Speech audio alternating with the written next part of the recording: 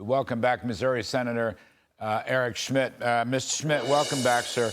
Just, you weren't part of the hearing, or you probably watched the hearing. What was your principal takeaway, just off the top of your head? I want a hook to begin with, and then I've got a bunch of specifics. But what did you take away from this hearing? There's still a lot of unanswered questions. As everybody who watched that and has become aware of it, it was a catastrophic failure.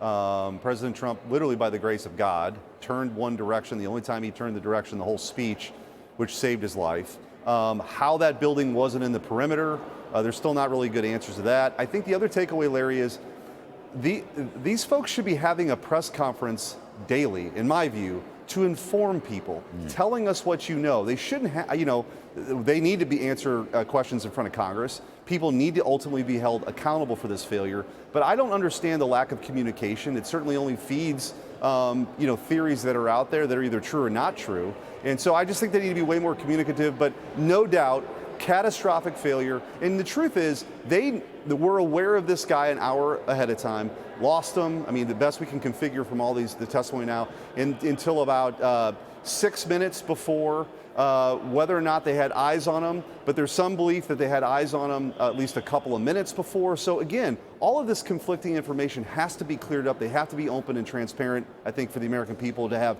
any semblance of faith. I mean, there's a lot, and it's also, Larry, one other point. It's a tale of, it's sort of a two-part tale here.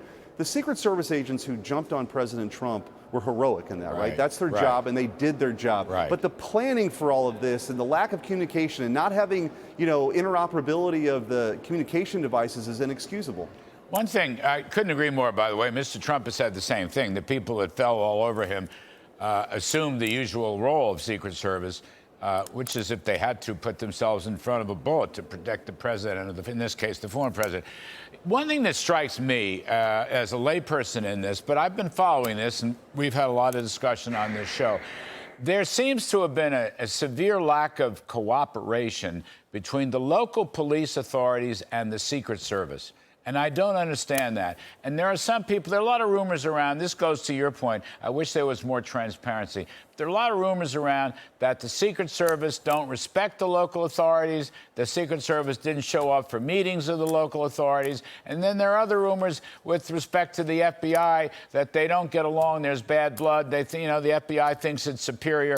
I mean, if we can't work with state and local authorities who know the turf better, all is lost, it seems to me. And they had their eyes on this guy quite a few minutes before the actual shooting. Yeah, you've got that dynamic at play. Then you actually have on the ground, Larry, of supposedly maybe a warning went out, but there was interoperability issues on the communication devices that the right people who maybe could have done something earlier weren't even aware of that. I mean, that is a huge breakdown.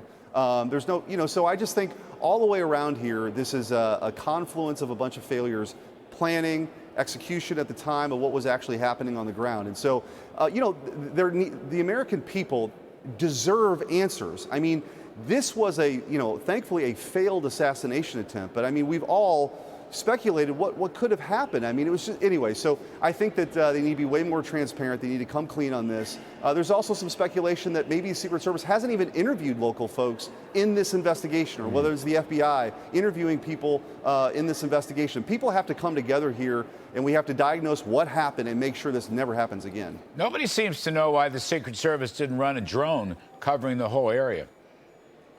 Well, the shooter did. Shooter did. He ran a drone. And so, I mean, again, this is, and we also have to get to the bottom of, Larry, the Trump's team and his detail asking for more help. Yeah. And that was denied. Yep. Why was it denied? How many times? I mean, clearly, you don't have to be a professional in law enforcement to understand President Trump is at risk all the time. And so we need to get to the bottom of that, too, and why that additional protection was been denied over and over again. At least, I mean, again, from this hearing, at least the new head or the acting head of the Secret Service acknowledged that it was a huge mistake, and he said there are no excuses and so forth and so on. That's a lot better than the Cheeto woman who wouldn't even give up that much. I mean, at least there's a little humility creeping into the story and maybe some urgency into the investigation. I mean, one can only hope, but I kind of looked at that as a, slightly positive sign. Yeah, but again, I think they got to be way more communicative and give more updates. American people deserve that. Let me jump off that to a different topic. Joe Biden would have run against the Supreme Court if he were running for president, but I think Kamala Harris agrees with him.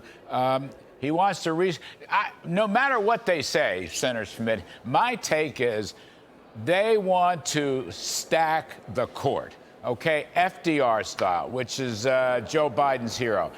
No matter what they say, they want to stack the court. If they ever had the Senate votes to break the filibuster and do that, they would do that. What do you think? You're a distinguished former state attorney general. You might be a future U.S. attorney general for all I know. This may fall into your lap in the next year. I mean, isn't that what they want to do? They want to stack the bloody court.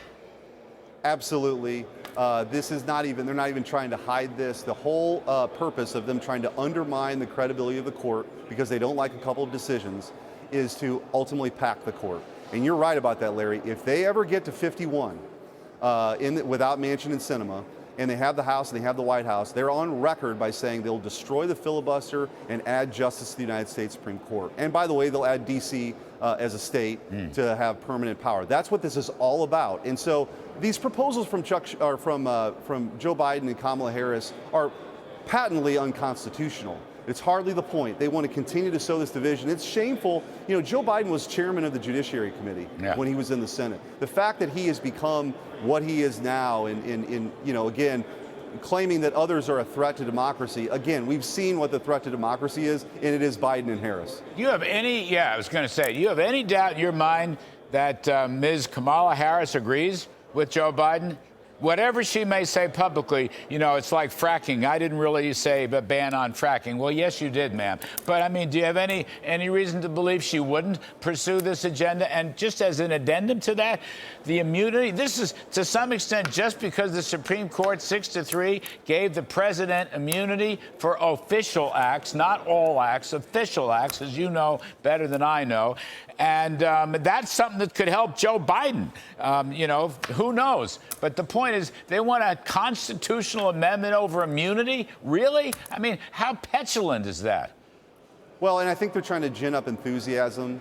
And once this honeymoon period is over, Larry, once we get after the convention, after Labor Day, the American people are going to be left with the choice, which is the prosperity and the peace that they had under President Trump, and quite literally the most radical progressive ever nominated by any party in the history of the country, and that's Kamala Harris. When they start to sort of dive into her support for the Green New Deal, her support for court packing, being the deciding vote on a lot of these inflationary policies that Joe Biden got through the Senate. I mean, she was the tie-breaking vote on that, literally. And her, soft on crime stance. The American people are going to pick President Trump. But they've got this time period right now where they're trying to generate enthusiasm between Kamala Harris and now, I guess, running against the Supreme Court. We'll see how that plays out. But I think that's a pretty cynical play. And again, it's a dangerous play because, by the way, if you want to get to 13, why not 25? Why not 50? Yeah. Why not 100? Yeah. There's no limiting principle to this if it's just about power and control and getting the results you want. Heck yeah. All right. Senator Eric Schmitt, we appreciate it, sir. As always, thanks very, very much.